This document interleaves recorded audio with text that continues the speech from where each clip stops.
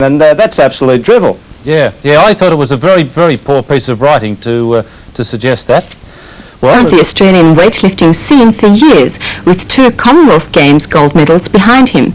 But few people know much about the background of this Egyptian-born sporting giant. Tony Porter has the story. This is his second lift in the clean and jerk. If he's successful here, it'll put him 2.5 kilos up on Isaoka. This is also a new Australian record, by the way. The old record is held by Robert at 191 kilograms. This is 192.5. This has been a sensational performance by Robert Kabbas. He's chosen his weights carefully. It's been a battle of strength as well as a battle of tactics here.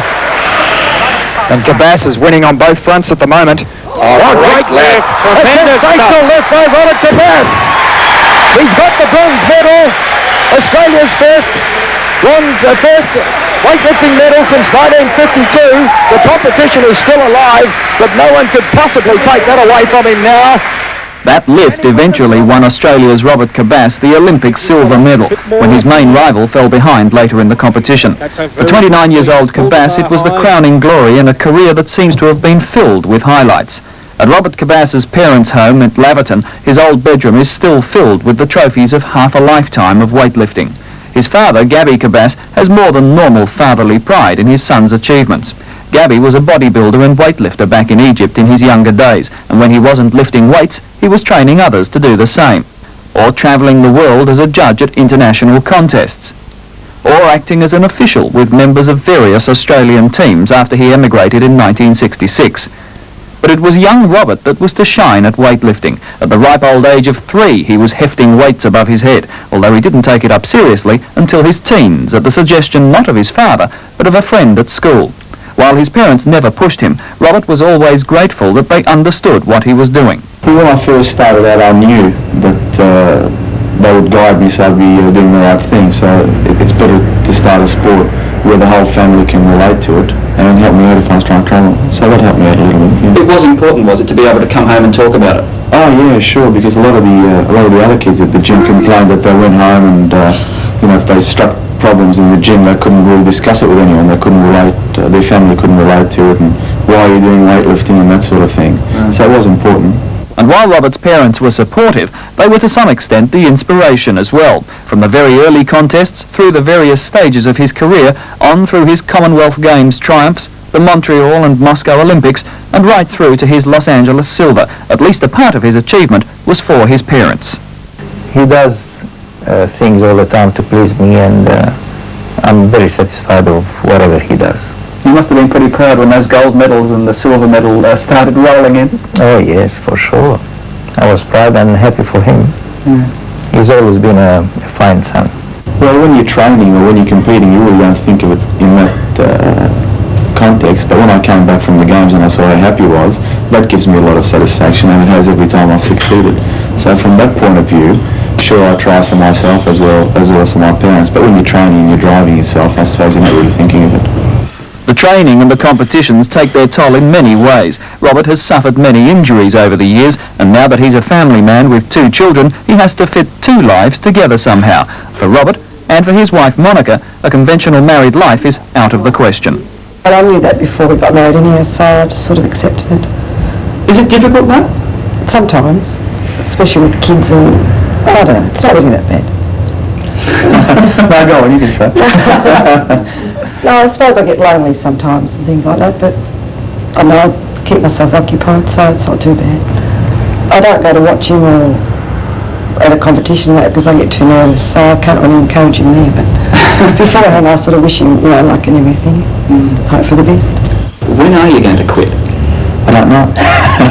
I'm really just playing it by ear. For the last 10 years of my life, I've had to plan everything, every minute, well in advance, what I eat, what I train, and everything. So for the next couple of months, I'm just going to live from day to day and just enjoy it for a while, and then perhaps sit down by myself and then with my family and consider what I'm going to do. Do you wish he'd stop now?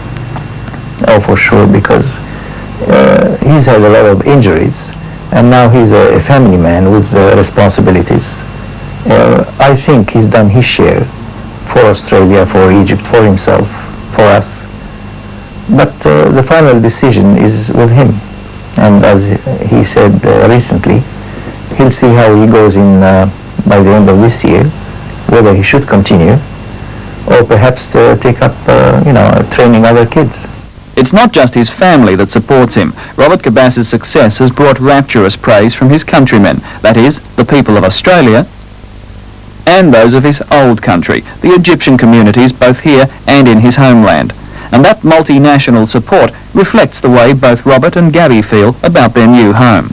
I represent Australia now, it's my home, and I wouldn't want to live anywhere else, but you can't get away from the fact that I was born in Egypt, and I get a lot of support from the Egyptian community here, and I'll always be Egyptian born, and I don't hide that fact either. I'm proud of that as well. We are proud of the fact that Robert is of Egyptian origin, but we are also proud of being Australian and being able to present Australia, because this is now our country, and we are happy to be both Australian and Egyptian, of course. So family and background are important, and it's obvious that this family is very close. Indeed, the surprising thing about Robert Kabbas is that while he exudes power and aggression when he's lifting, in private life he's quiet and unassuming. What's more, his chosen profession is a bit unlikely. Far from an energetic lifestyle, Robert works as an advertising clerk with Melbourne's Age newspaper. And that's fortunate, because the newspaper backs him to the hilt, even if that means not seeing him for months at a time. For at least the last 5 years, which included Brisbane and Los Angeles, my two most successful games, have given me a combined total of about 10 months off work with pay. So it's really been terrific. Yeah, without that, you'd be lost. Oh yeah, for sure, because you can be enthusiastic and you can know the right amount of training to do, but if you can't do it, you're not getting anywhere. You need to have the time. The funny thing is that you work as an advertising clerk with the Age, and I would have thought you'd be a road builder or something. Because, it's good physical work. Yeah, sure, but the thing is I need to conserve all my energy for training.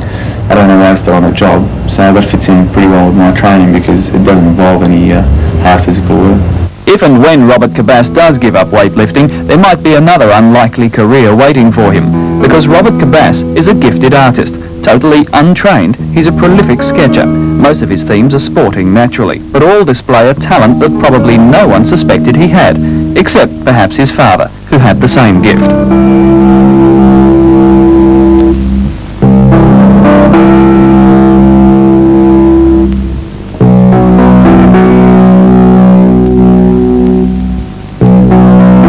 In years to come, when the Olympic achievements of Robert Kabbas have faded to become statistics in a record book, perhaps his name will be better known in a new field. On Leisure Centre over the week.